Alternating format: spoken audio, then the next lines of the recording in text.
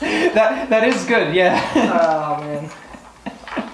Almost as good as the time The Undertaker threw Mankind up Hell in a Cell in 1998, plunging 18 feet through the announcer's table.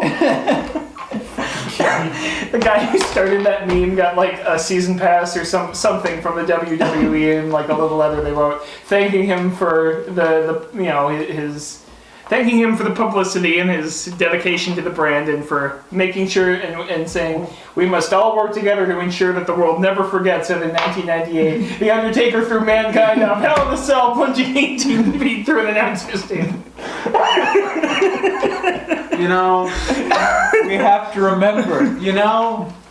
we may be plunging headlong towards a cyberpunk hellscape future. But at least in that cyberpunk hellscape future, corporations have a genuine sense of humor. Yeah, they learned it sells, thank God. Yeah. And if this is the way it's gonna be, then I think we gotta kind of take what we can get and Could shit. have been worse. Could have been worse. It absolutely could have been worse. We could have had lawful evil instead of chaotic, funny evil. Instead of chaotic evil, but with a sense of humor. It's laugh so you don't cry instead of nothing's wrong. Nothing's wrong. It's Shadowrun, not paranoia. We hire happy people. If you're not happy, you're fired. Yeah.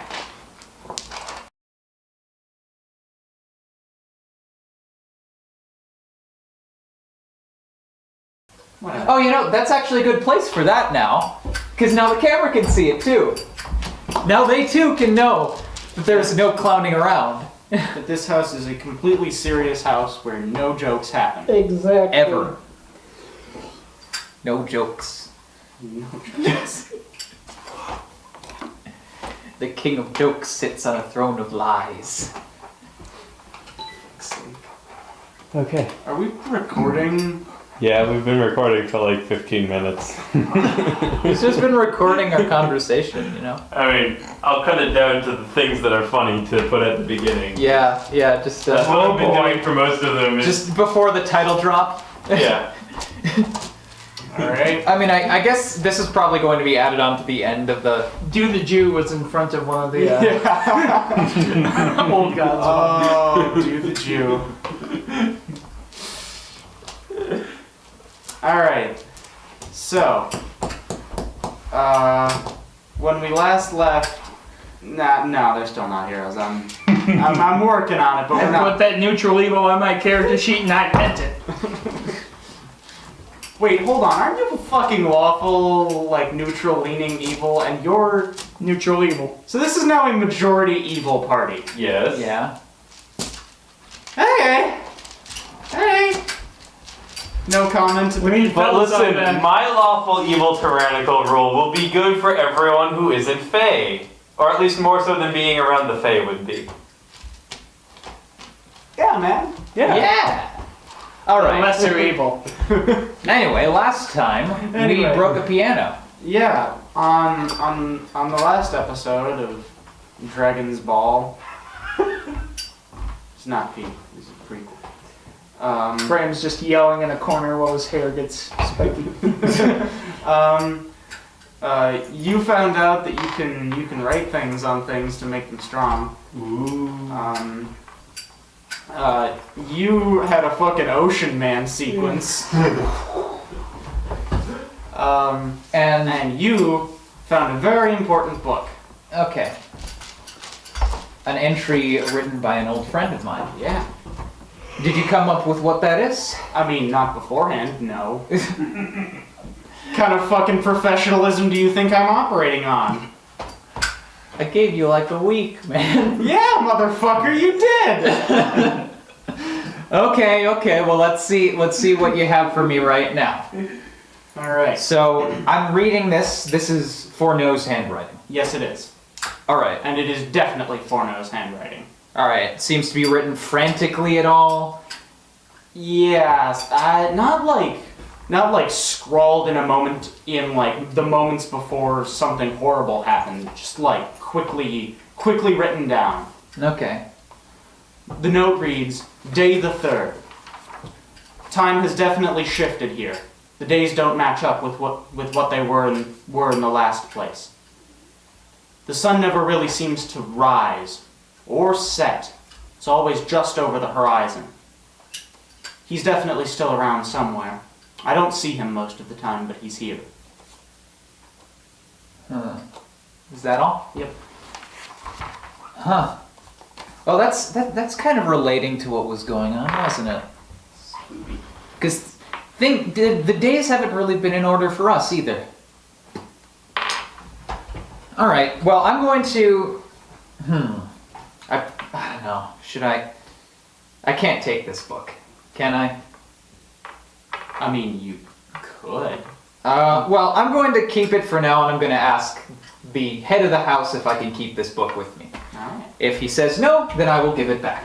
Alright. Alright, I need pencils again. Pencil. Alright, so that's everyone then, right? We've all... Yep. Alright. Everyone who still can be confirmed to exist. Yeah. I'm still at 3 hit points.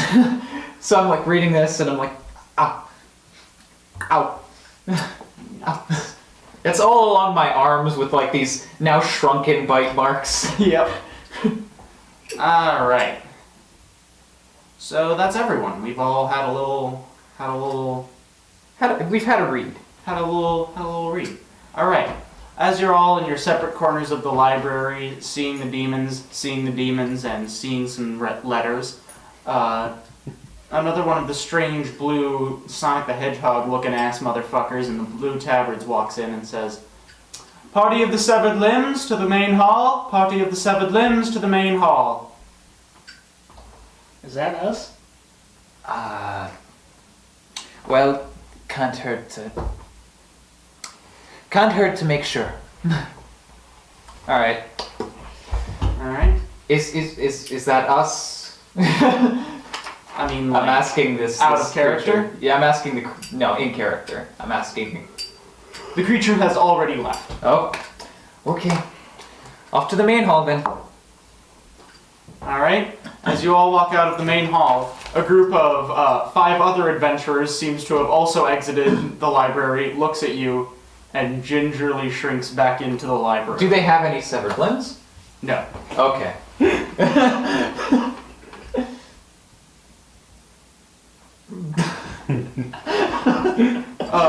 A very large barbarian sort of... The barbarian, oddly enough, looks the most uncomfortable of anyone.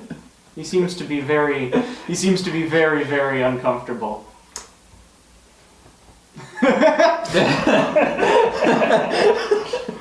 I'm just gonna go. Just gonna go. So that party sort of shrinks back into the library, sort of mortified. Wow. Well, I hope we're the party of the severed limbs. All right, another one of the. Do you really hope that's our title? No, not really, but But here we are. but here we are.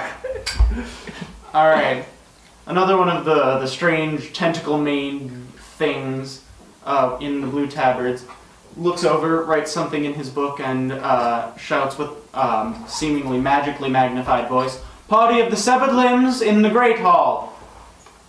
And the liege of the Azure Estate walks back down the stairs, sort of thudding as he goes. "Welcome back. I trust your rest was good." Well, Yes. I'm still badly hurt, but I've been through worse. All right. The second portion of the festivities will be just up the grand staircase. Take either route you like. Okay, a question.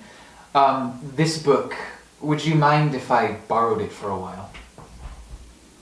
The liege squints hard from the main landing of the staircase. "Bring it to me." "Oh, him." We have a history. "Oh. Well, there you are. Thank you. Yes, won't be much good to you, I'm afraid, but keep it." If anything, it's a reminder. That's the sort of thing you want. Alright. After that exchange, the Liege of the Azure Estate thuds down the rest of the stairs and walks into the feasting hall. Everyone roll perception.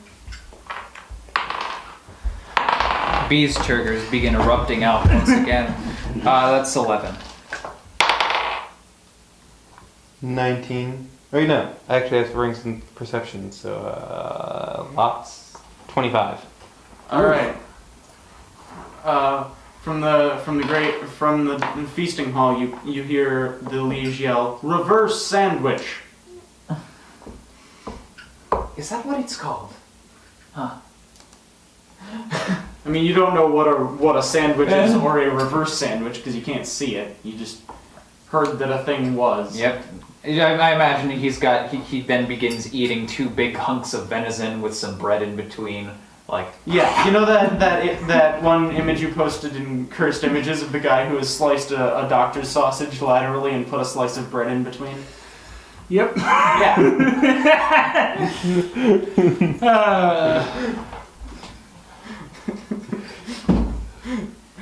Alright. Hey, I'm gonna try something real quick because I have 3 hit points. I'm gonna step into the feasting hall for a little bit. Alright. I'm gonna ask for a potion of cure light wounds. Alright, you enter to see the Liege of the Azure Estate eating a large doctor sausage with a thin slice of rye bread in the middle. And he says, a spot of dinner before you exit? No, trying to see if I can do anything about these wounds. He takes a large bite of his wansich. A Wednesday.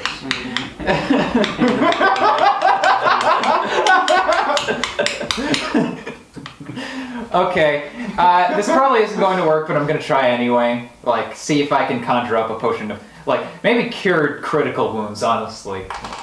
Alright. Okay. Don't get too greedy.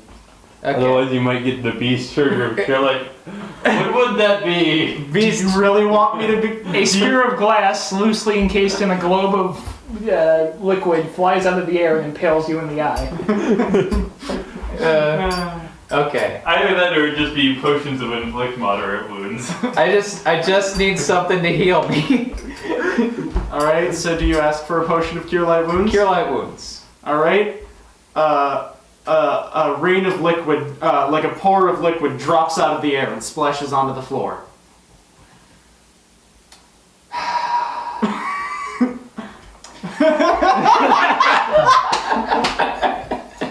Nice. Alright. So do you get down on the floor and... Alright.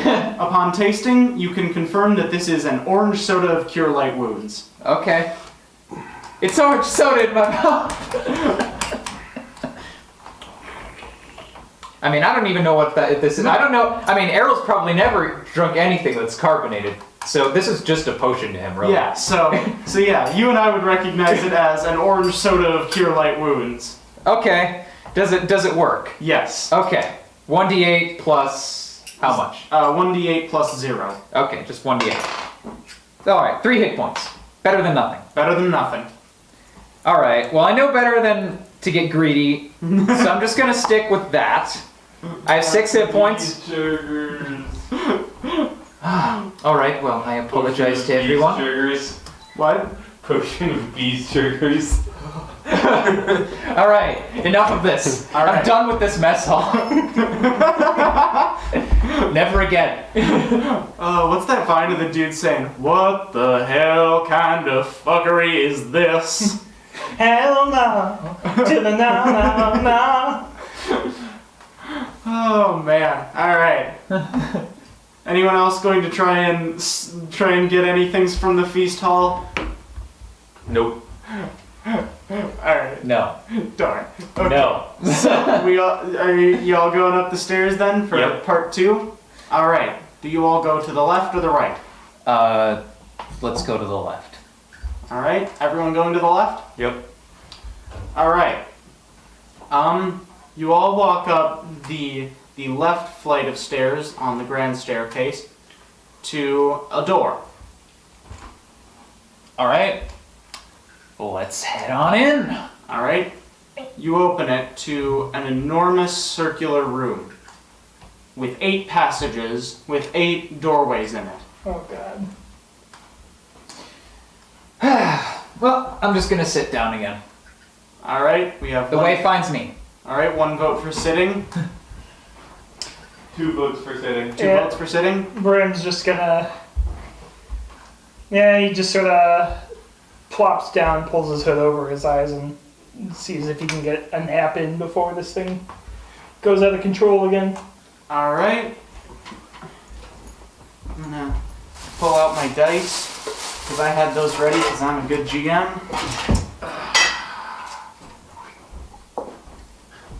All right. After 1 minute of sitting down, there is a slowly rising scratching noise. Not like animals clawing at things. A continuous scratch. Okay. Okay. Yeah. Okay. As if something is being carved. Okay. Upon looking up, you see that 3 doors have had things inscribed into them. One has a picture of a river, another a picture of a mountain, and a third a picture of a tree. All right. I think this means that each of these passages is for one of us. Like, I'm the river, you're the mountain, you're the tree. Seems like that makes sense. Does this mean we go down these alone?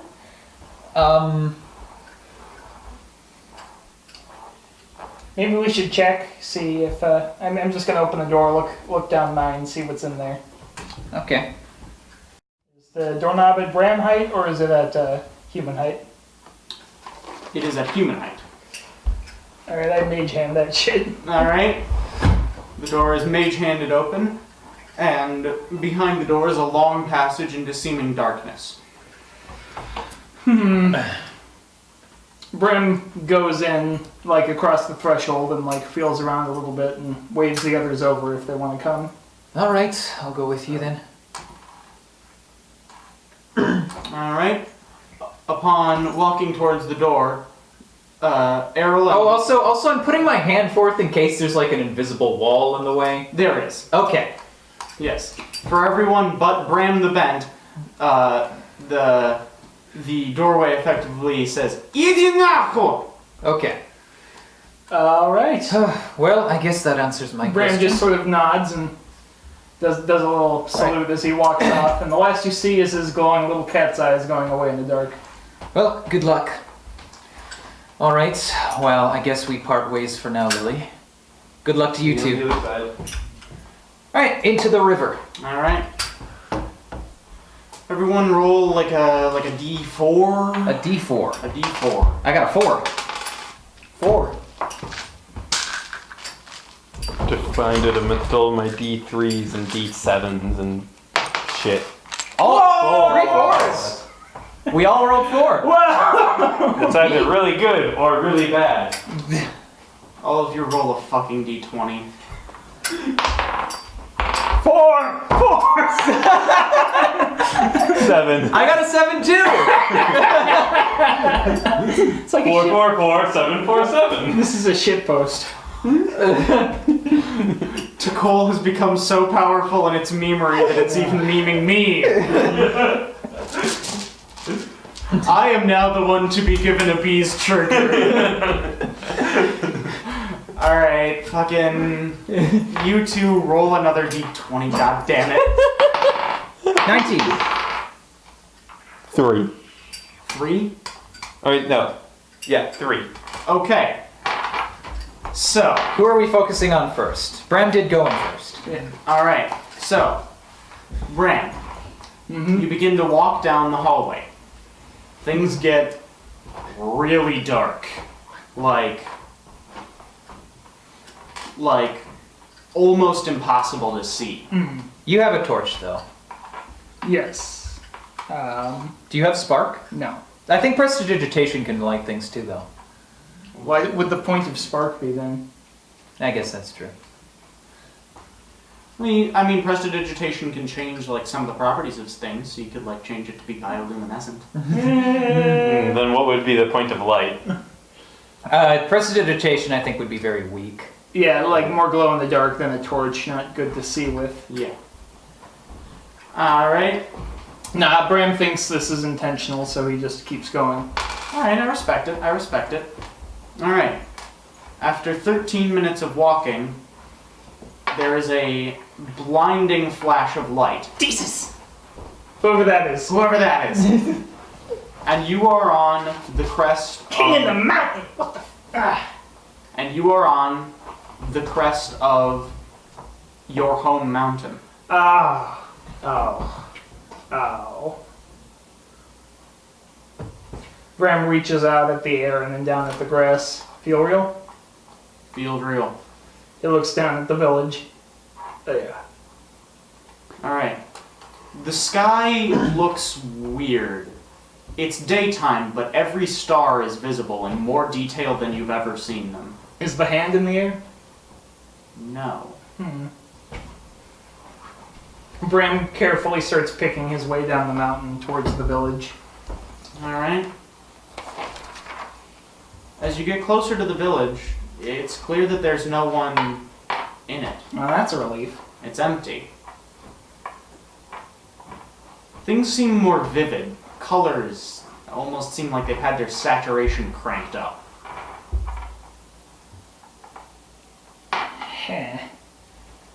Bram tries to find his home. Or his house. Not really a home. Alright? The family estate. And we don't. What have you thought about like what Bram's Yeah. family situation was like? Bram was not very well liked by his family or his community. The only reason they did not, leave him to die of exposure for being a weird ghost baby was that leaving the weird ghost baby to die of exposure would probably result in an actual ghost. Bram was tolerated, but feared and resented for being magic. Okay. Bram, for his part, hated their guts. That's why he left. All right. Alright. After several minutes of searching, you find the house that you were raised in. The house where I was given meals and could sleep in. Yes. Bram pushes the door open, looks inside. The hearth is burning. Hmm. And there are the makings of a meal set out neatly and purposefully on the table. Meal for one, meal for the family. Meal for the family. Hmm. Under the knife, there is a note.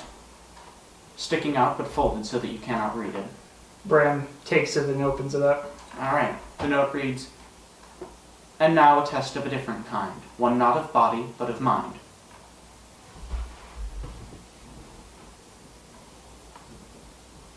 Bram puts the note back in his pocket and looks around for signs of anything out of the ordinary or interesting. Things seem fine.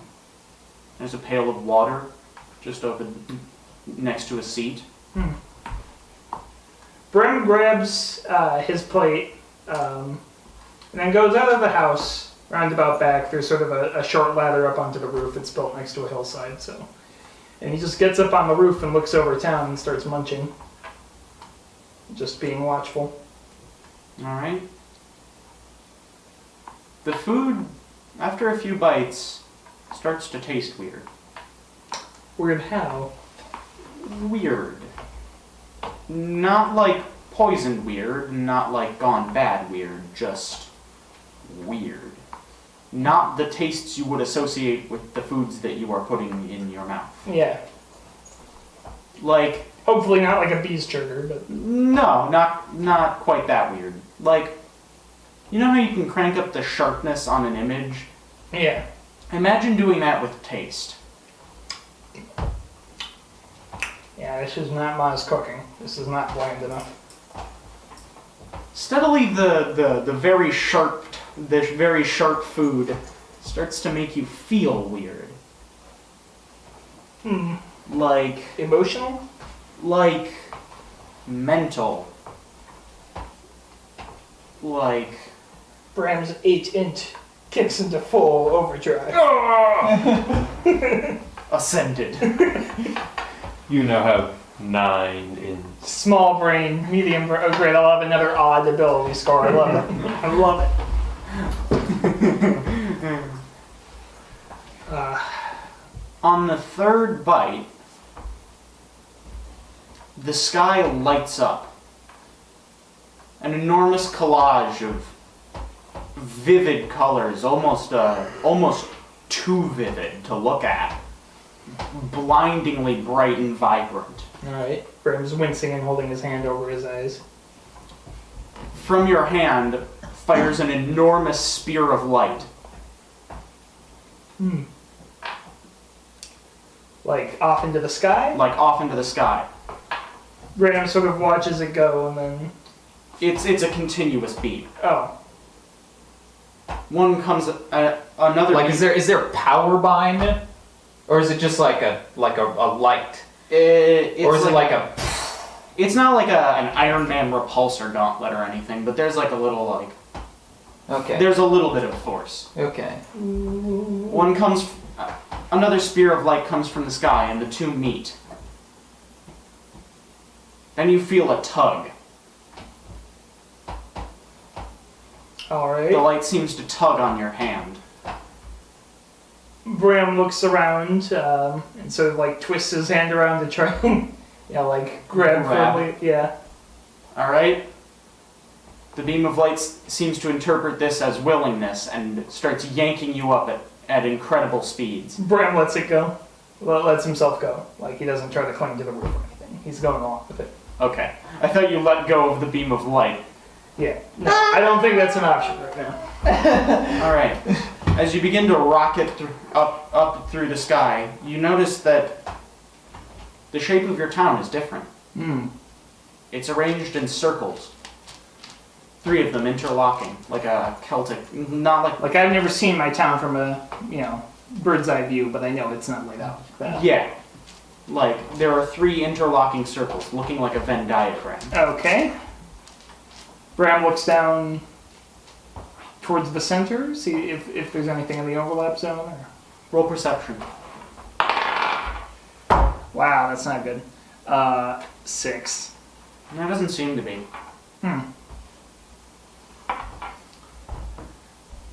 Is Bram still moving, or is he just Yes. being held in the air? No, he is still rocketing skyward. Alright. Well, if Bram can't see anything, he's just gonna go along, wait till he sees something else. All right. After like 20 seconds of hurtling through the sky, further and further into this weird starlit day, there's a crack, and all of the light is extinguished. Is the beam still emanating from somewhere ahead of me? No, it's gone. You are stationary, Floating on solid ground at all? sitting On the air? something solid, not the air. It's too dark to see. I feel the texture. The texture is cold, sort of smooth in places, rough in others. Seems to be water forming. That's ice. Unless it gets uncomfortably cold, Bram is gonna sit and wait. It remains comfortable, not cushy, but livable. Slowly, what looks like sunlight filters through wherever the ceiling of this place is. And you notice that you are in the center of 3 circles made of hair? Hair.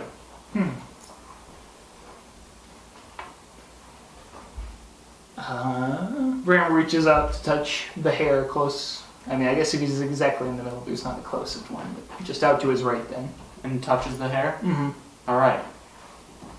You begin to hear the playing of a really weird instrument. It doesn't sound like anything you've ever heard. It's not Synthy. it's not synthy. It sounds like a completely normal stringed instrument would to us. All right. Interesting. All right. Bram remembers the three circles about himself, so he just sits and tries to meditate or whatever. Like he thinks back to his experience, seeing the shape of the universe and the thing beyond pushing in through him, and he tries to reach out to that. All right.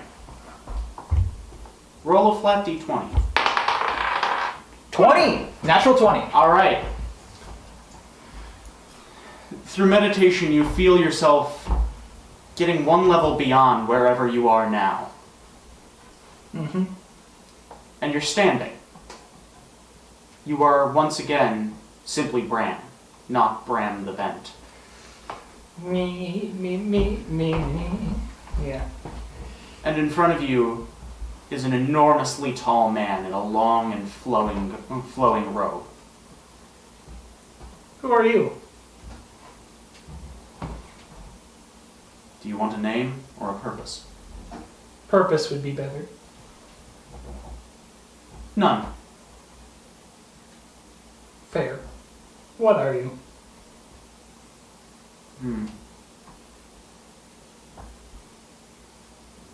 It's a vague question.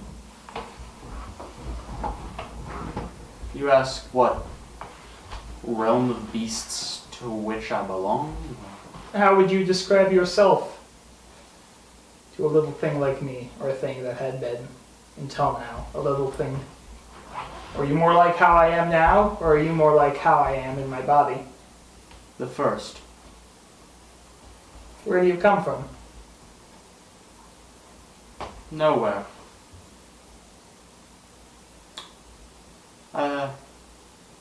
To go somewhere and to be from somewhere is a little thing. Ah, It's a small thing. a confined thing. Yes. Bound. And you aren't bound. Not now. Were you bound? Once, I believe. It was a long time ago.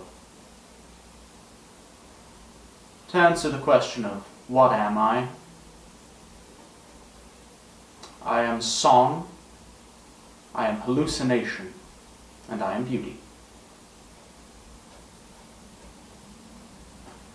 Brim doesn't really know how to respond to that, but he's willing to accept that, so he sort of nods in as far as he can nod without a body. And what do you do? Once what I did was rise. And is this where you rose to? Yes. I stopped that a while ago. Stopped rising. Do you want to keep rising? The being looks at you and gives a sort of non-committal shrug. Where were you before you rose? Small. Ah. Do you know if I rose in the same way you did? Not yet.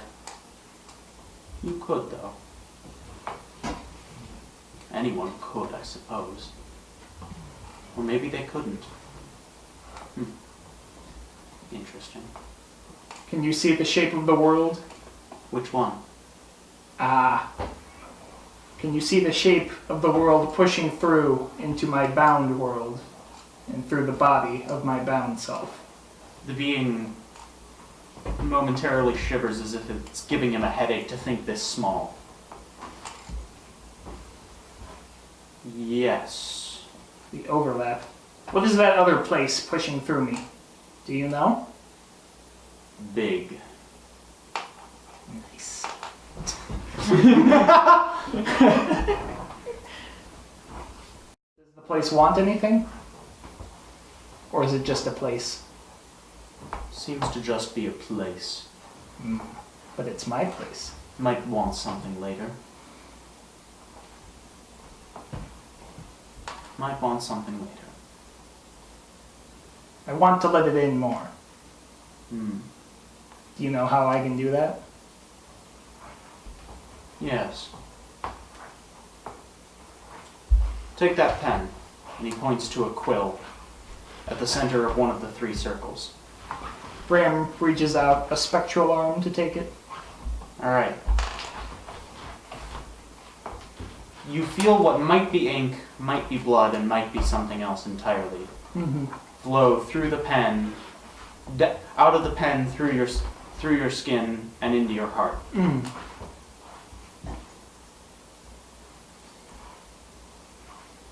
All right. Bram doesn't know if he should do anything with this. He brings the the quill closer to himself and says, "Should I write on something?" Yes. Not now. Or now if you wish. Struggle. Bram turns over his other arm and writes bent but not broken. Tries to carve that into the underside of his left arm. Like a Alright. spectral left arm? Yes. Okay. Alright. You can feel that bodily. Mhm. It is a horribly searing pain as you carve it direct into the skin of your being itself. Bram steals his will and pushes through. Alright. The writing begins to glow, the same sort of sickly, pale green as the ectoplasm behind your eyes, Mhm. and then slowly warms to a vibrant, almost lime green. God's Nice. willing, Bram the Bent will become Bram the Bender. Oh yeah. Oh yeah. Alright. The being raises a hand and says, "Continue to struggle. Push forward and ascend." And then flicks his arm, and you go rocketing down at a speed beyond anything you can feel. Down from the 3rd plane into the 2nd plane where you are dog? where Is you are this yours? surrounded by the 3 circles of hair in the cave of ice. Screw, is this yours? And then further down, back onto the top of the mountain. All right. Bram stops, looks around his town a little bit, and checks his arm. Is it visibly written there? Not on your skin, Okay. but it is visibly written there. In an astral way. Yeah, On my soul. Like if you were to use detect magic, maybe you Maybe. could probably. Yeah. yeah, you could probably see it. All right. Bram slides off the roof and walks purposefully to the center of town. All right. There's a hole, a tiny hole, that turns into the hall in the Azure Estate. All right. Bram squeezes back into that. All right. Because it's vertical, you start falling down the hall, Mm-hmm. and then at some point gravity shifts and it turns into sort of a slide tackle. Yeah. Yeah, it's portal. Bram slides into home base like it's some girl's DMs. Yeah, baby. All right. Do I feel something open up in my... Do I feel more opened up when I'm back in the world? You feel brighter. Nice. The light behind your eyes feels less pale, more vibrant. Nice. Bram's just sort of flexing his arm. And Is it twisting something we might things. call a second level? You could call it that. Okay. Bram sort of stands up and like looks down at his hands and like clenches them, and releases a little burst of random magic about himself, you know, like Super Yeah. Saiyan style. Yeah, there's an eminent crack and green sparks fizzle and burn. All right, Bram feels alive, baby. All right. Okay, so then there's. Level up. Yeah. Level 2. Level 2, bitch. Here, I'll give you the core rule book if Yeah. you want to do some stuff right now. Let's start it. But you're gonna have to look up like things for your Mhm. special bloodline, of course. I don't think there are second level things for Yeah. Bloodline. Yeah. Okay, so Lily or Errol?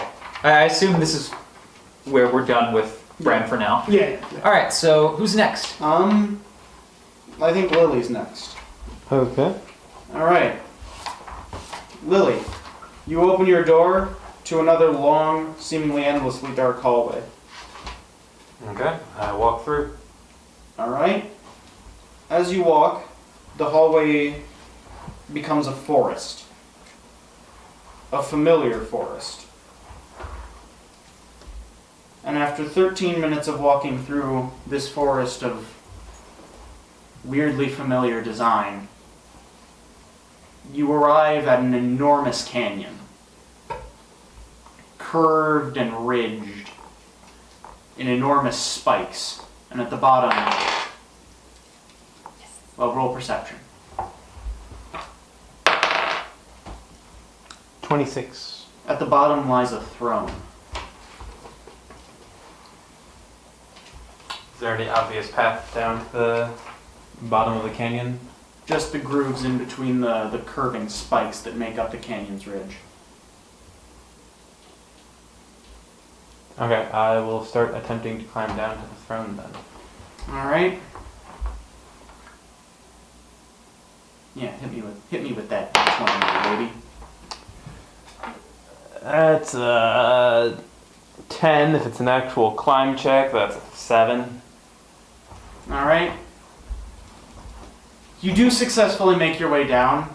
A couple of times you slip and bonk your head once or twice by having to roll over and try and grab something and sort of hitting your temple against one of the ridges. But eventually you do successfully make it down. Okay. The throne is still far away. Not tiny anymore, but small. In sort of the middle, short to middle distance. Okay. I will keep walking for it. Alright. When you arrive at the throne, you see an emaciated, shriveled figure. Nothing but skin and bone. Bedraggled, thin, scraggly hair hangs down from its shrunken head to shoulder length. And in its forehead, a hole has been punched, in which sits a crown with a spike dug into the skull to keep it in place. Eyes still rest in the head's sockets. Does there seem to be any life in it? Not at the moment. Not just from simply looking at it, you would think the thing was dead. Okay, I will approach it. All right. With an agonizingly slow and deliberate pace, the eyes shift in the skull to look at you.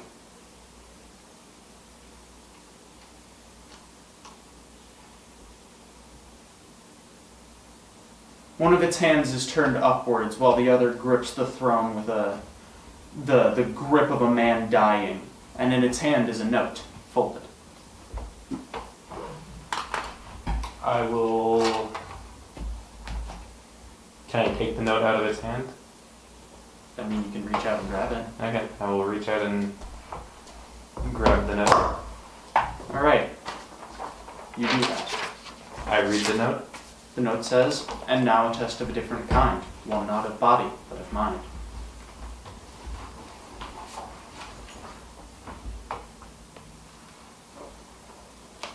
Touching the thing gives you a moment of perception. It is definitely still alive.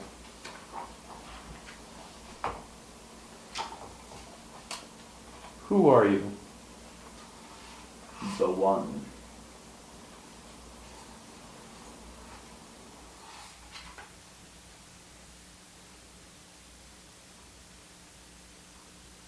To name my names would take all the years of your life. What are you?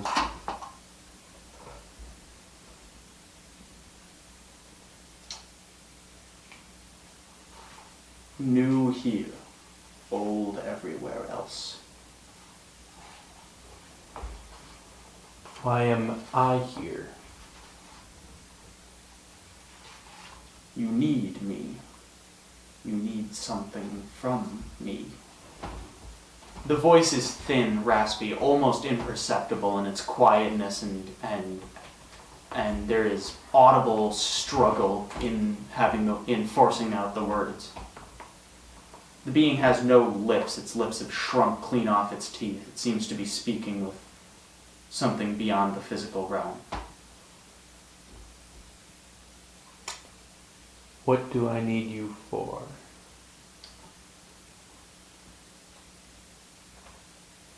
The being, with immense effort, begins to raise its hand that held the note and reaches out, trying to touch you. I grab its hand.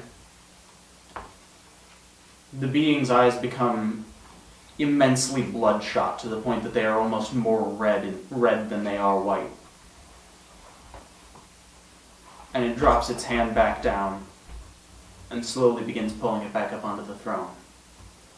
Power. You need power. You can give it to me? Yes. What do you require of me?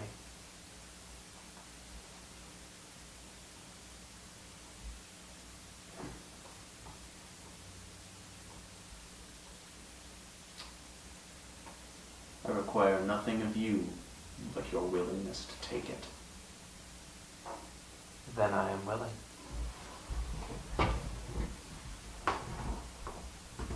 Then take the throne.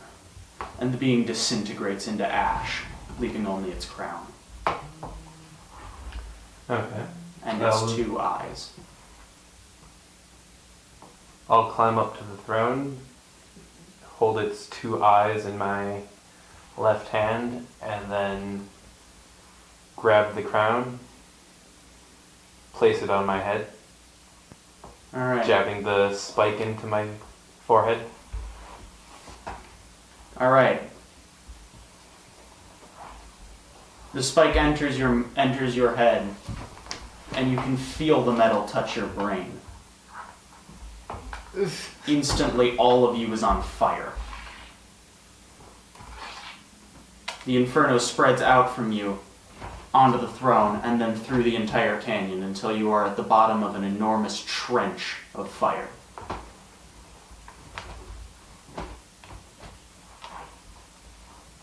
Okay. You can feel the eyes begin to scurry up your arm,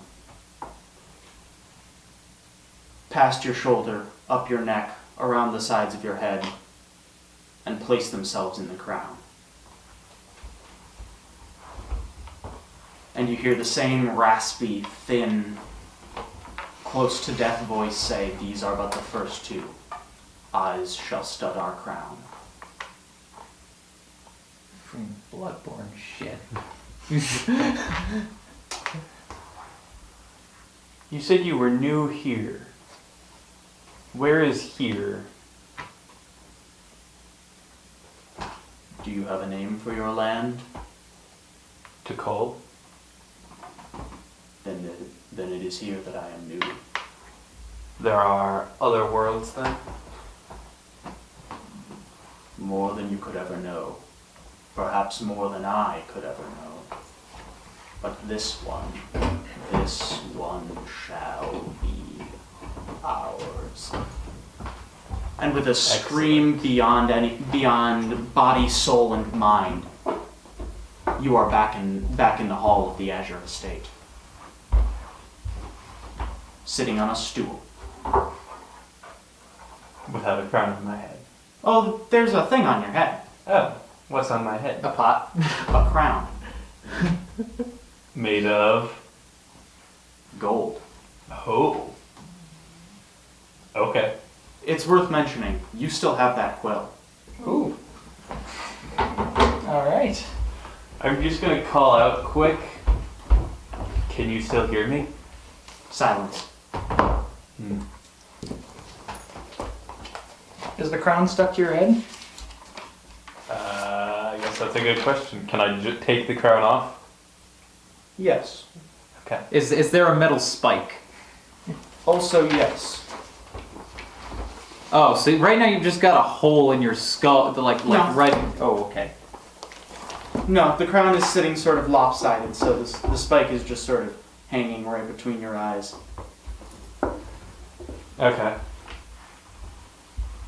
Well, at some point I will. I don't trust actually jabbing it into my forehead in the physical plane to be a good idea. But it is a crown, so you're supposed to wear it on your head. I must contemplate how to utilize this presumably magic item. Yeah. Well, make sure you mark it down. Yes. Do these artifacts have names, or should we just call them like the quill or the crown or something? Yeah, just call them the quill and the crown for now. Okay. Okay. So that's all. And Errol, you're not magic. You're a fighter, so you just stand in the dark for a bit and feel a bit more limber. Yeah, you enter. No, there's like one of those '80s aerobics videos. Oh, yeah. You enter the CrossFit dimension. Let me out! Let me out! I was level 2 like 50 reps ago. Oh god! Saying that. Push through the wall. Push through the wall. Once you hit that runner's high, you got this, man.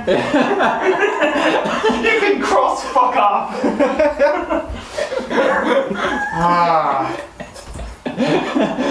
Oh dear. Da da da da da da da. All right. So that's a level 2 for Lily. All right. Last but not least, Errol.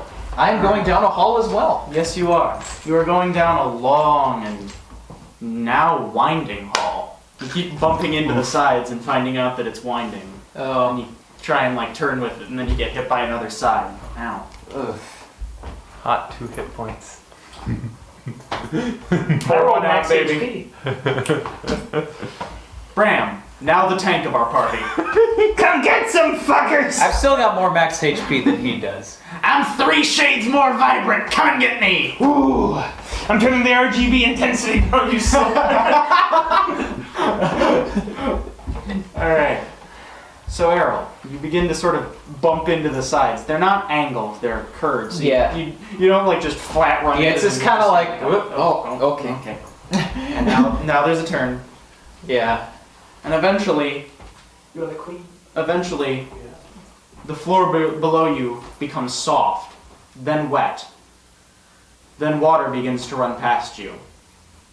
You are in the bed of a river. About chest deep. Oh. The water level never seems to splash up though. Okay. You seem safe. And undertow doesn't seem to drag you at all. You feel completely anchored, stable. Okay. Let's keep going forward. I'm Alright, gonna follow the flow of the river, I think. I'm alright, gonna try to move upriver, actually, alright. You turn, if that's an option. yeah, you turn 180 degrees and begin walking up the river. Now you can feel the force of the river. Okay. It is a genuine effort to force yourself up it. I'm gonna keep going, though. Alright, roll a strength check. Strength. That's only a 9, unfortunately. Alright, the river begins to push you back down. Okay. You lose your footing somewhat. Alright. I'm gonna keep going. Alright, Because I still think this is a test of body, damn it. alright. I haven't gotten the note that's telling me it's not. How would I know? Alright. As you keep pushing up, you hear the groaning of wood. And what looks to be a tree begins to grow up from the ground. Is it still like pitch black? No. Okay, I'm in an actual river, like the sky's The above. sky is above you, and it is lit by a moon. An uncannily large moon. Too Okay. large. The Okay. hand is gone. Alright. Good riddance. Fucking comedians. Alright. You begin to hear the creak and groan of wood, and beside you you see what looks to be a tree growing, which then grows into a sign that reads, "And now a test of a different kind, one not of body, but of mind." All right. Ooh.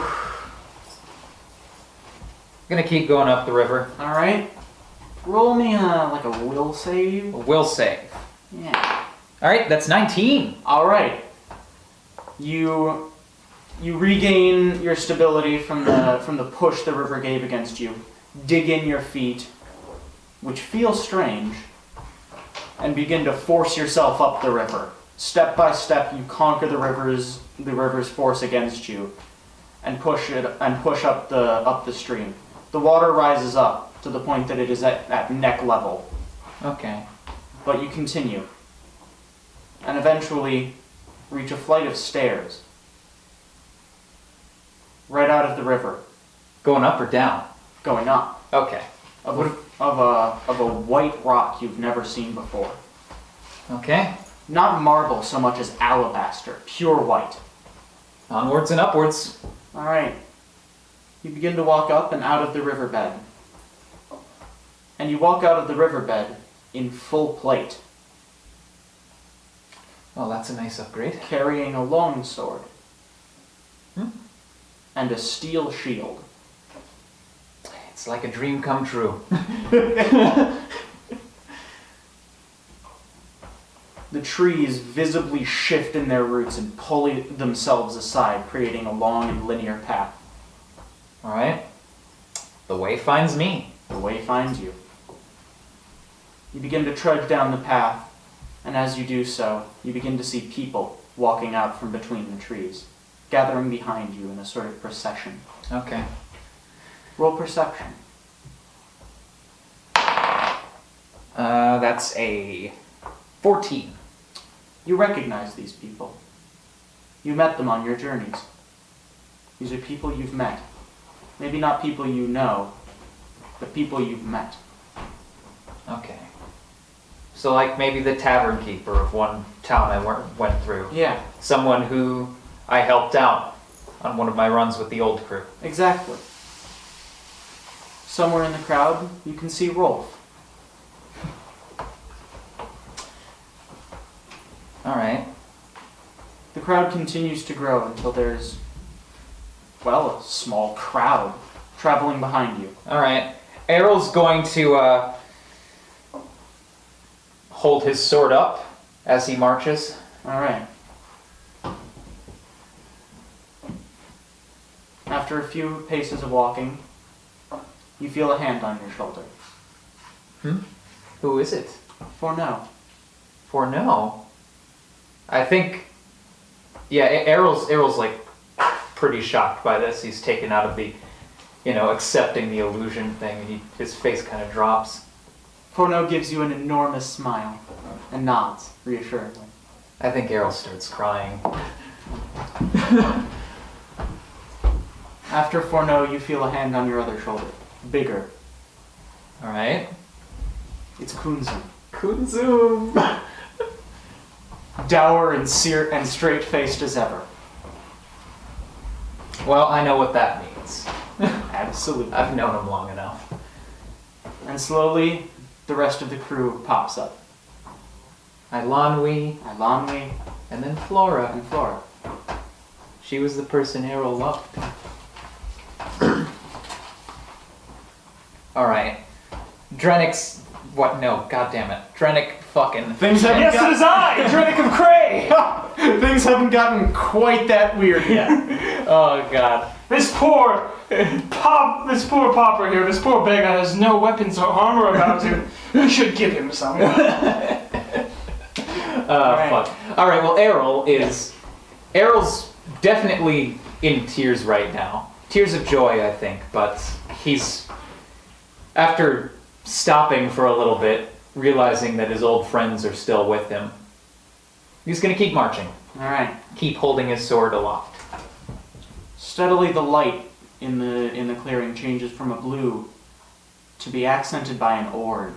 A warm and familiar orange. Firelight.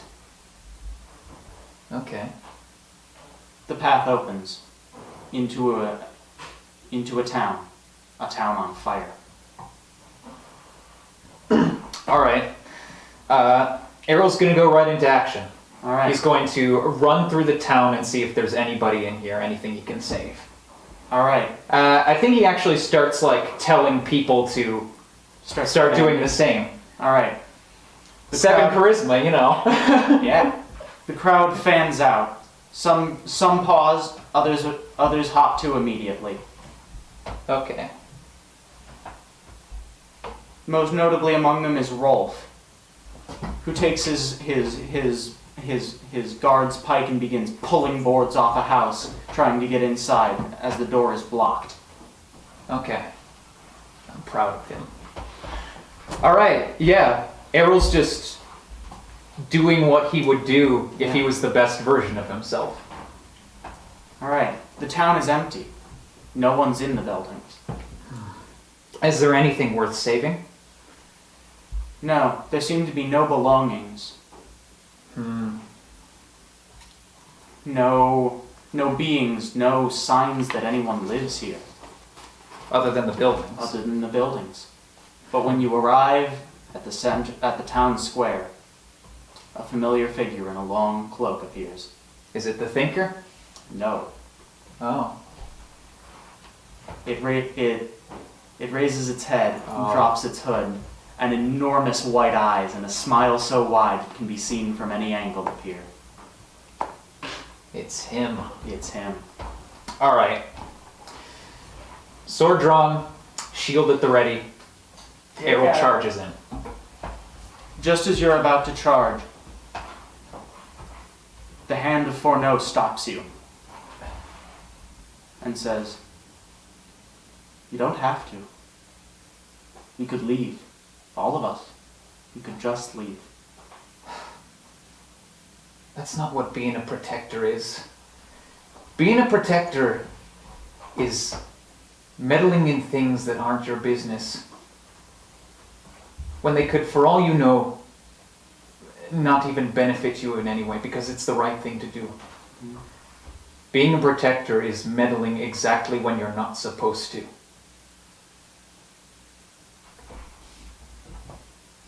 A hand appears on your knee, and Alanwi looks up at you and says, "Even a protector knows when to choose his battles."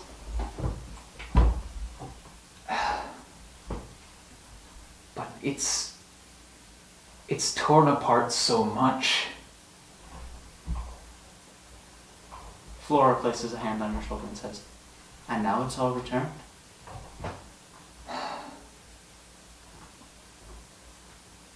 I'm afraid of losing it again. I can't feel safe knowing that something that did that is still alive. And finally, Kunzum steps in front of you, looks at you with the sort of meaningful deadpan that only that man has ever looked at you, and says, "You know what you must do. So do it. You have made your choice. So make it."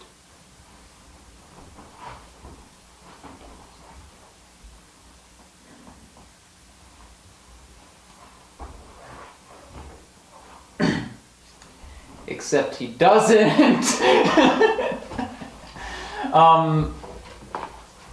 Okay, no, I think Errol's going to be stubborn. Something he kind of forgot in the years that he's been running away. He used to be very stubborn, All right? and he still is. You never really get rid of those things. No, you don't. So in probably a somewhat heartless fashion, he just walks past Kunzum. All right. Nailmouth does not move. His smile doesn't bend. And his pupilless eyes don't seem to move. He All right. stares at you, unblinking. Errol is about to, get ready, get his sword and shield into position, but then he kind of stops. They fall to the side. He's still holding them. He's still got a strong grip on them. but they're at his side. And he approaches Nailmouth. And he just stares at it. The smile is even more grotesque up close. The fingers for teeth are horrifying from anywhere, but they're even more disgusting here. Still writhing. Twitching, gripping at things.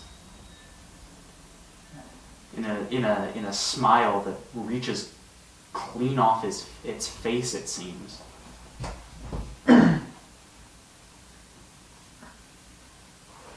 What did you do here?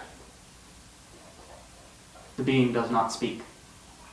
Nailmouth says nothing. I'm going to stay here until I'm sure you're not going to do any more harm that you already have. There's a single sort of shiver of laughter, a sort of twitch of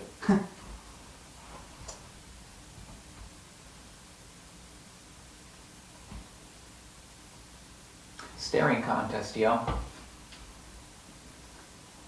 And slowly, Nailmouth raises his arms and walks towards you. Okay. Coming in for a hug? Yeah. Jeez. Errol still doesn't know what to do.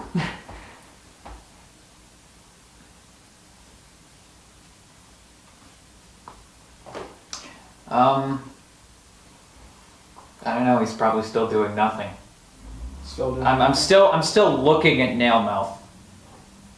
I'm making absolutely damn sure that this guy doesn't try anything.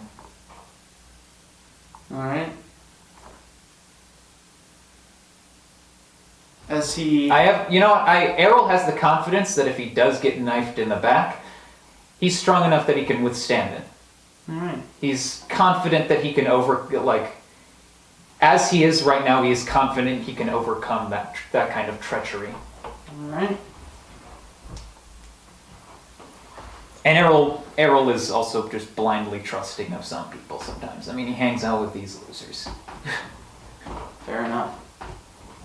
Alright. Alright, sure. Go ahead. Hug me. Nailmouth wraps his arms around you. And then wraps 2 more arms around you. Then there are 6, then 8, then 12. And the number of arms grows until you are completely immobile. Okay. And even though Nailmouth's head is facing directly past yours, he whispers from what isn't even the corner of his mouth, "Fool, charming fool." Okay. There's a chorus of screams from behind you, and a steady rumble. The hands spin you around to see a forest of hands encasing the crowd. Alright. Each of them entombed in a mess of fingers, wrists, and palms. Am I still... I'm still immobile. Is there absolutely nothing I can do right now? Because I'm going to try to break free if there is. Well, if you try, then you do. You feel a shift. One of the hands momentarily loosens on the wrist that holds your sword. Alright. There's enough room to move, just a little. Alright. Gonna cut the hands. Alright. There's a series of thuds and cracks as bones are hit, then broken or pushed aside. And an inaudible whine comes from all 360 degrees of Nailmouth's smile. It escalates into a shriek and then passes the point that you can hear it. Alright, if I get any more free, I'm going to keep cutting. Alright. I'm going to keep attacking. All right. The hands steadily start to shrink back away from the sharp thing. Okay. Yeah, I'm going for nail mouth. All right. If he's still, like, trying to hug me, I'm going after him because I gave him a chance, goddammit! All right. The hands begin to shrink away from you, and eventually Nailmouth effectively pushes you back and him away from yourself, with hands extending from the center of his chest that then drop off, wither, and die. He's missing his left hand. Huh. Alright. The smile seems to have withered, almost imperceptibly, but just a little. Alright. I'm still going after this guy. How do you want to do that? Alright. Errol is going to charge shield first at Nailmouth and strike him with the blunt part of his shield, trying to knock his head back before thrusting his sword into his neck, right up through his mouth. Alright. The sword meets resistance, almost as if the teeth fingers are gripping the blade, trying to keep it back. But there's a sickly sliding sound as the blade grinds past bone and up through the roof of its mouth. The whine comes back and slowly descends in pitch, but increases in volume. Okay. And a single finger drops out of his mouth, severed entirely. I'm still pushing through. Alright. With a final crescendoing shriek, the tip of your blade comes out the back of his head. Damn.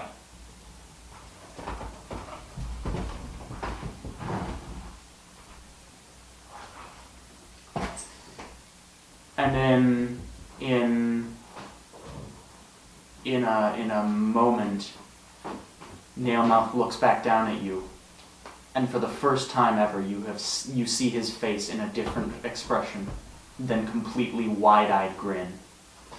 He is furious. I gave you a chance. I'm not gonna give you one again. And in a moment, you are back in the hall. Alright. How am I feeling?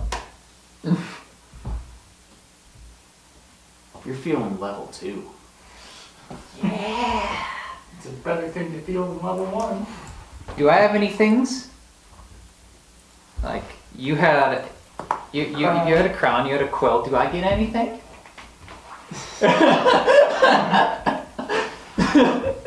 You get a t-shirt that says, I projected into astral space and all I got was a t-shirt. Oh, John, why would you tempt me like this? What are you doing? It counts as a +1 buck. I don't know.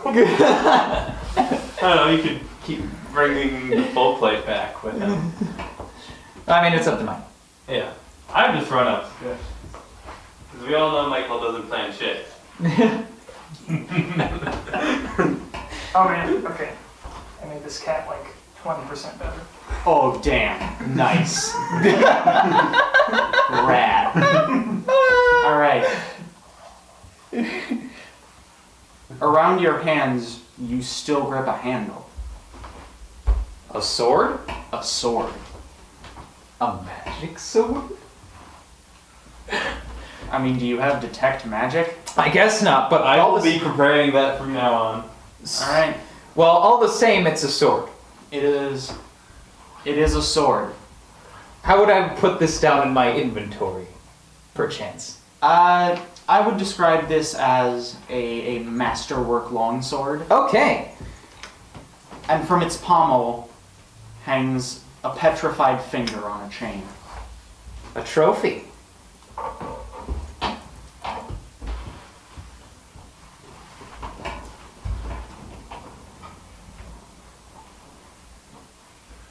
So we're all Now- back in the room now. now when we're deciding that we need to take someone down, Bram can be like, Errol, give him the finger. How else does this sword look? Like, what's its general appearance? It has a Was it the same sword that I had in the dream?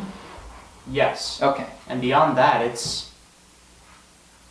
the same sword you had when you traveled with your crew. It is that sword to a T. Huh. Nicks, scratches, even the shape of the grip, like the wear of it to fit your hand better.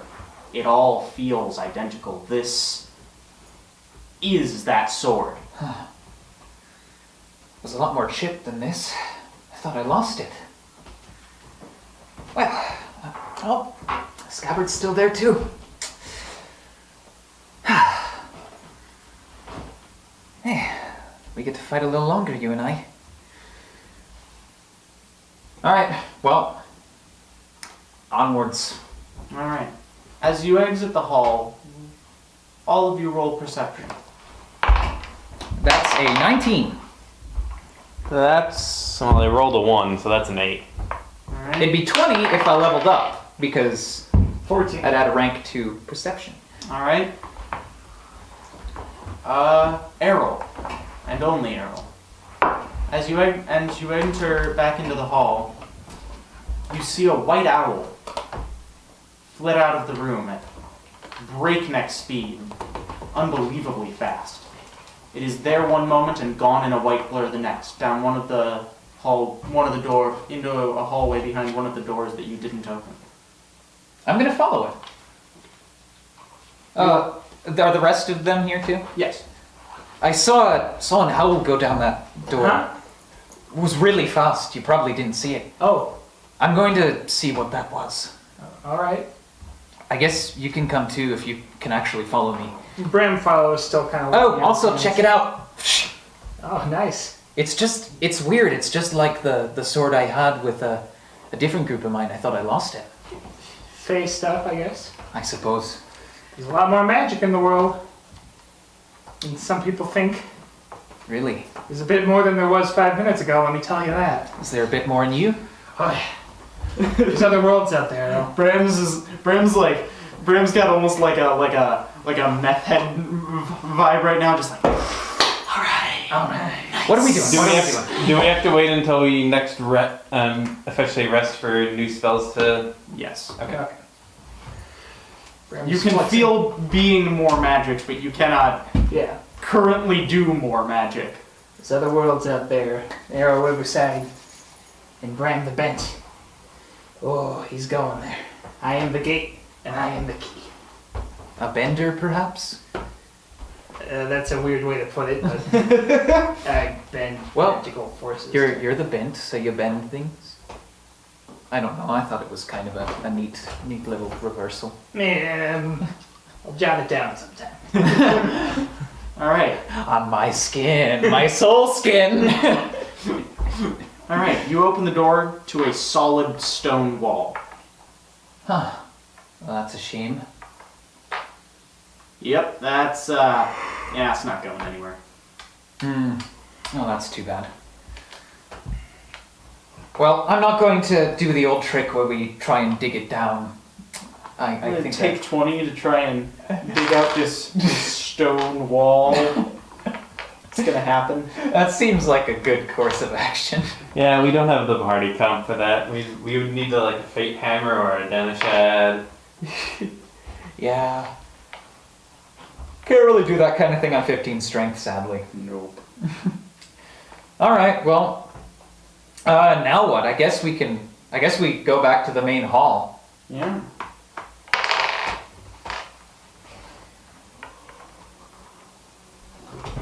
Well, don't need this club anymore. Sorry for losing your spear. Right, whatever. I got magic, baby. Magic hands. Somebody stop me. Snap into a Slim Jim. Bram the Bent's enemy, Jim the Slim. Jim the Slim. My Yes, it is I, Bram. I have come back. Oh my god. Alright. You arrive back in the Great Hall.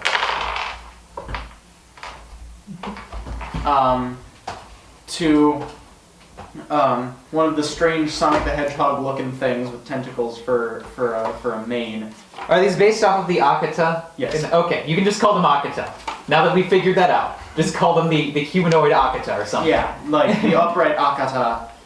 There's another one of them in the same long blue tabard, with an improbably long horn. Like, imagine about a 23-foot vuvuzela.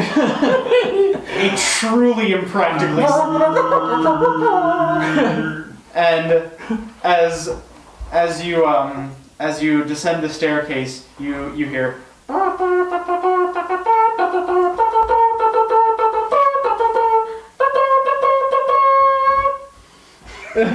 Ba-da-ba, ba-da-ba, ba-da-ba, ba-da-ba,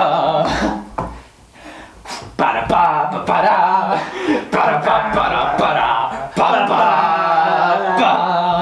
ba-da-ba-ba. Get me high now. And out of the feasting hall comes the liege of the Azure Estate, finishing off his Wamsitch. And he says, went well, I see. Well, more or less. I do have a better understanding of things now, I suppose. Well, that was the idea. All right. Miss Lily, Mr. Bram. Do we have a last name for him? Do we recall band. the last name for him? One of the Akata. The Akata with the horn takes it off with his lips and goes, so that his tentacles kind of shift along and kind of do a wibbly wobble. Well, if you've got one I can borrow, you can put that down. Can you go check the stores? Do we have one in storage? The Akata slides the giant vuvuzela down across its banister resting place and I thought it was just like, shortening it, like it was done with it. Like it was a telescoping situation. Yeah. You know what? That's funnier. Yes. So it de-telescopes the 23-foot vuvuzela. Because that's what this place is all about. It's about shortening. Yeah. So he telescopes down the giant vuvuzela, sets it, tucks it under his arm, and scampers off into up the grand staircase to go check the stores to see if they've got a last name they can loan for. Thank goodness. Very courteous. Oh, man. All right. You don't see a lot of noble houses passing out surnames, No, you do not. All right. It's a dying tradition. So the enormous Ursine mansion owner beckons you down the staircase, and out from behind a very discreet door in the grand staircase pulls 4 high-backed chairs, one much larger than the others. All right, these should be just right. And he sets them in a little semicircle next to him, just beside the grand staircase, and beckons you all to sit down while plopping down in a very large chair of his own. All right. Lily sits. All right. So you all had, well, maybe not positive, but informative experiences, I take it. Yeah. Yes. I couldn't really call my experience positive, but well, it was nice at parts, but I do have a better perspective on things, I suppose. That's good to hear. Listen, I've got a bit of a favor to ask of you. Given that by the laws of the realm you are still all technically speaking indebted to me, I need something from you. All right, what would that be? An assassination of sorts. Who's We're- the target? We've got a few too many jobs going on at the same time, but it depends. What's the details of it? Well, this isn't a time-sensitive matter. That's funny. We'll get that later. But there's a particularly unpleasant magical being I'd like you to rid the world of. All right. Who? He Doesn't has happen to be on V, would it? I still haven't found him.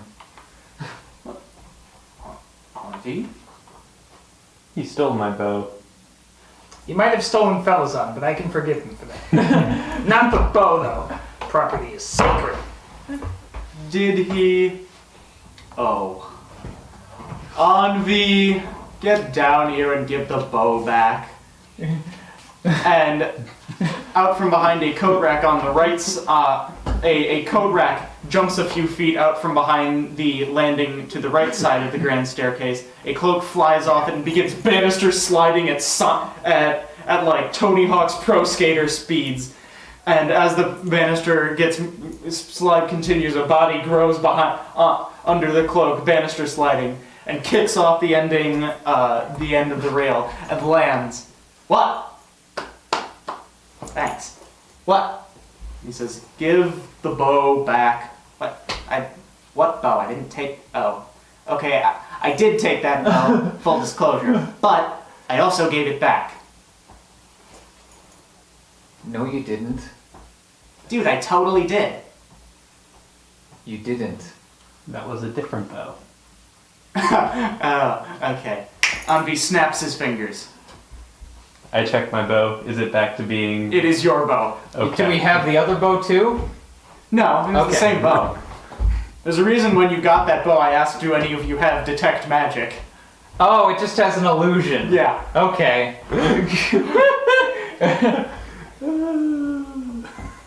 Fucking comedians.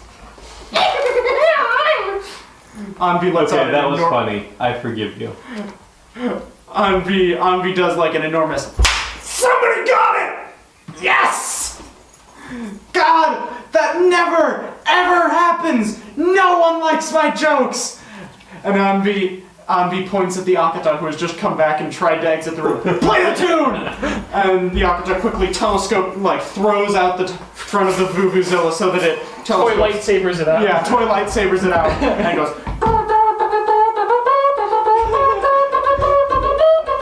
And Envy does like the full Rocky run up the stairs and does like the pose at the top.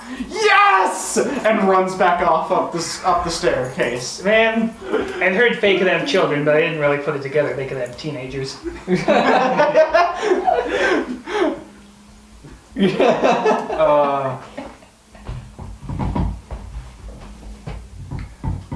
Well, I suppose that's that all sorted. Alright. The Akata then de-telescopes its enormous 23-foot Vuvuzela and scampers down the rest of the stairs and whispers something in the Liege of the Azure Estate's ear. What? Oh, wonderful. What was it? Well, that's good. Yes, hand it to him. And the Akata scampers over to you and hands you a parchment graven with images of mountains, lutes, and illustrated almost entirely in light blues and pale greens that reads, "From henceforth, ye shall be known as Bram Taring."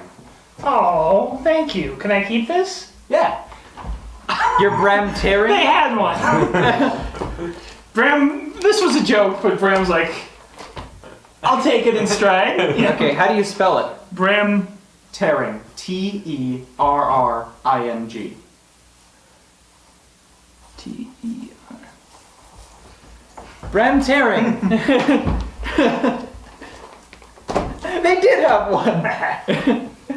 Yeah. well, that's great. Bram folds up his last name deed and tucks it away in his important things Don't lose in that. their pockets. Someone may be So- able to steal your last name. Be careful. Back to the matter at hand. You had someone you wanted us to kill. Yes. He doesn't stick around in any one place, but... Well, ask for the man with the mirrored boots, and eventually he'll show up. Doesn't like people talking about him. Okay.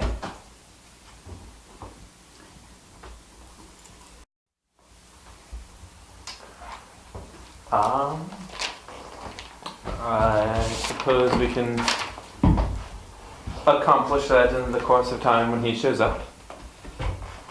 Good to hear, good to hear. Yeah, we might be taking care of our other job first though, but you said that isn't really a time sensitive thing. Oh, I did say that. That's funny. You'll get that later. I hope so. Well, that's all I've got to offer you for the time being.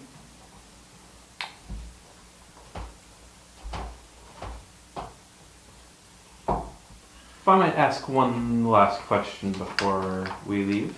What?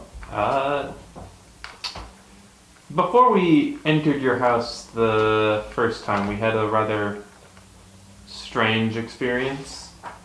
Those tend to happen. I mean, not after before we even set out to your Tkohl.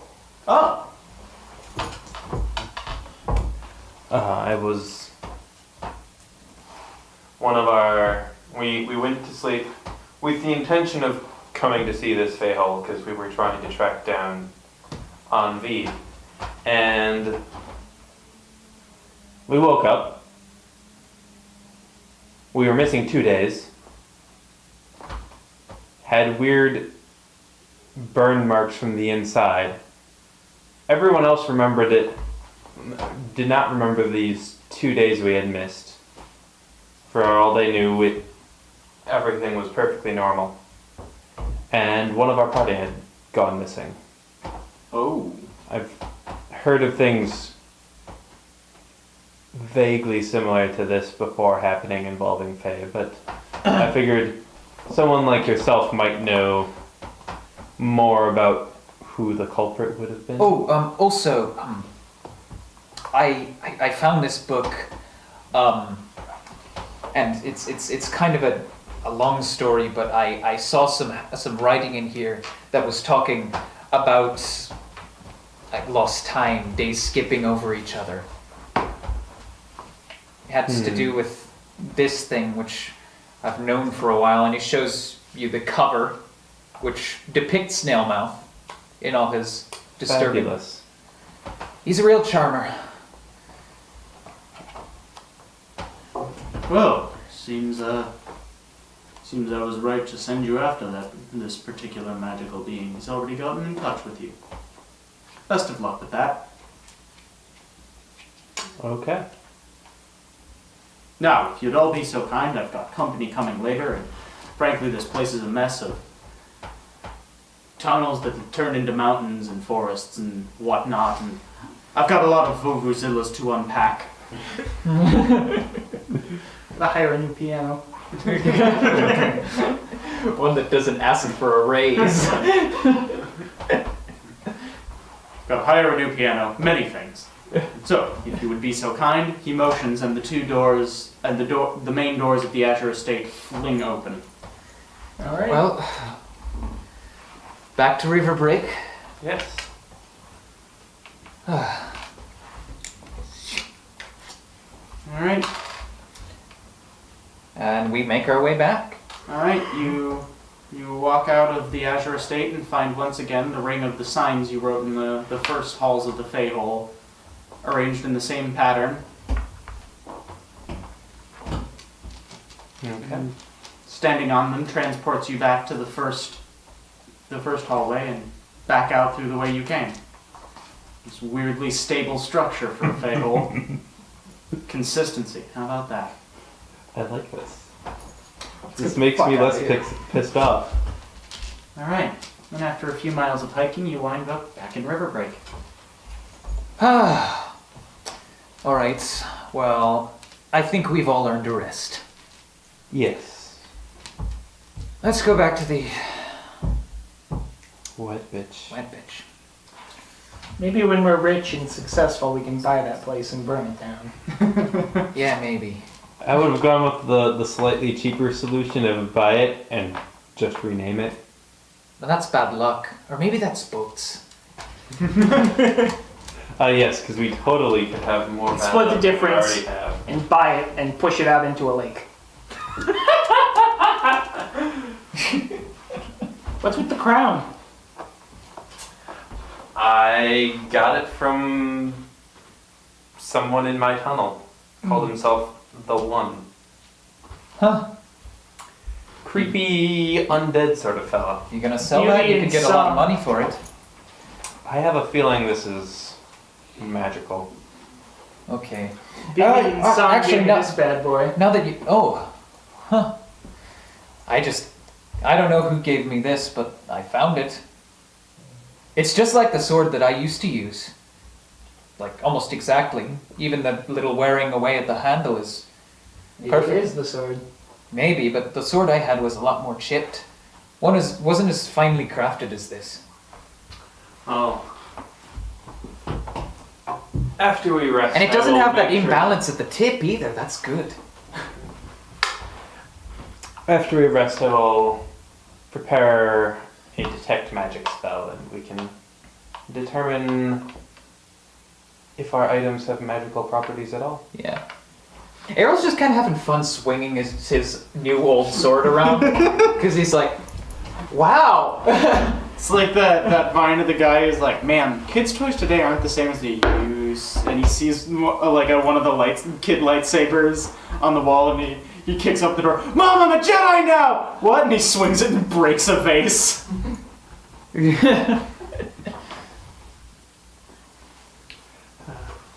Okay, so So we you all take a rest at the... Yep. Okay. Do I heal at all? Yeah, you do. Okay. Oh, I need to roll for hit points. Yes! Hey! That's a 10! I have 25 hit points now. Holy shit, I can deal damage to you guys now, and it'll, like, not threaten a party wipe. God, I like level 2. Level also 2's I'm great. preparing 2 pure light wounds a day now. Oh my god, I can send enemies at you. This is awesome. Yeah. I feel So, good. How much does the room for the night cost? Fucking, like, 2 copper. Okay. Whatever. This is worth mentioning. While you guys have gotten stronger, you haven't gotten richer. Nope. That and a bunch of gold of the promise was not very well kept. No, it was not. I mean, I guess we got a lot of gold right here, but Yeah, I mean, think about it. You got a lot of gold there, maybe a lot of gold there, and a lot of gold there. yeah. Indirect fulfillment of promises is like the whole Fae thing. It's just like we're probably not going to sell any of this stuff. Exactly. I would make a lot of money if I sold this sword, Yeah, but I'm not going to. yeah. So, So, the next morning, the next morning, Lily and Bram, you wake up to some interesting new doohickeys that you can shoot out your fingers. It's really just more doohickey per day. I only get 1 extra cantrip. More doohickey per day is also good. My day hickeys are growing.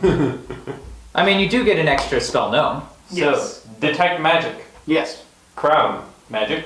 Whoa! Oh god! Whoa! Whoa! Whoa! Very bad angry magic. Very bad lots of angry magic. Lots of very bad angry magic. Quill magic. Ouch! Maybe more magic. Maybe even more magic. Maybe even more. Oof. Less, Sword. less angry bad magic. But perhaps even more of magic. You got a little spoop. Just a little less. Ooh, you're a little scared. Sword magic. No. Nope. Okay. Just a really good sword. It's just a sword. Just a good But it sword. might become magic later. Okay, I am going to roll a spellcraft check to try to figure out what sort of magics, what sort of magical properties my crown has. Alright. The official DC for this is 15 plus the caster level of the magical device. So 17? No, No, the caster level of the item itself. Like the person who So like made if a 10th level wizard made I a... see. It Gotcha. would be DC 25. I see the thing that you do. Now, given this was given to me by an entity I am assuming is a god, Probably not going to get anything. probably not going to get anything yet, but... Okay, that's a 23. Nothing. I'm gonna try on the quill. Alright. 12. Nothing. Try on the sword. Oh God, it's nothing. Ew. But the sword isn't magic. Try anyway. That just means that that the DC is only 15, because no caster made it. It's true. Which means I need to roll a 15 on my spellcraft or more to determine it has no magical properties. Yeah. Yeah. And your question is that? What's the point? Well, that's a boring question. All right, seems like a good stopping place to me. Are we all good? Yep. Yeah. All right. I just need to get a feat. Yeah. What feat am I going to get?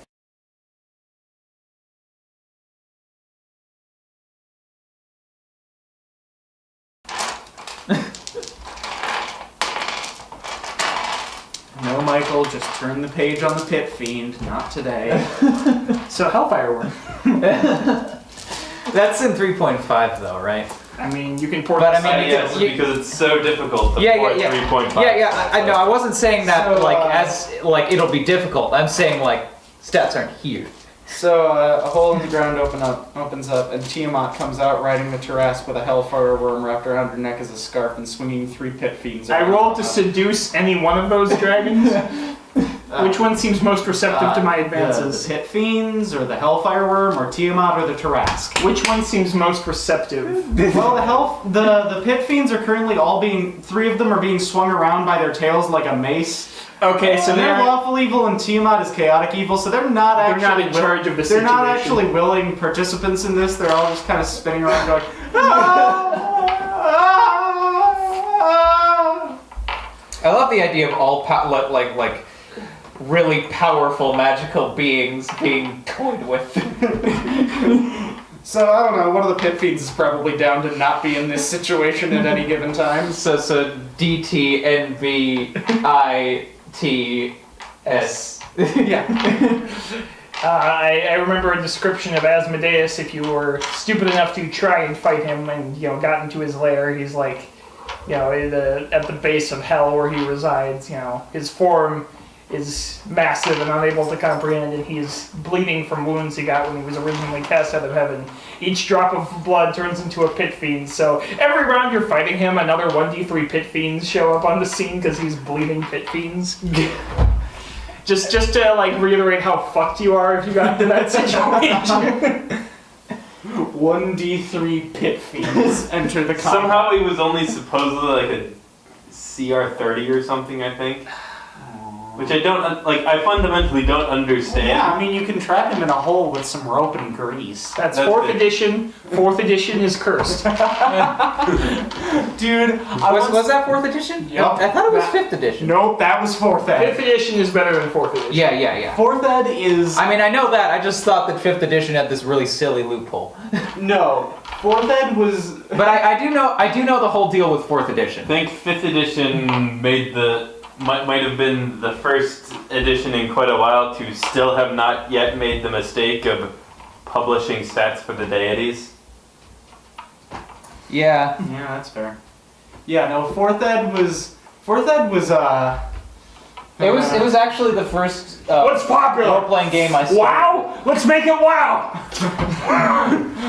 Yeah, it's ruining online MMOs, but it needs to ruin tabletop RPGs too. I don't know that they'd be smoking weed. I feel like they This is angry cigar smoke. that's fair. I don't know. I imagine the D&D the D&D devs dropping just slamming their heads behind a dungeon master screen and popping up with a face covered in cocaine and saying, "Oh god, Hold on, I gotta roll for initiative. oh, is it WoW? Let's do WoW. What Let's go WoW. Fuck it, What the fuck is a dungeon?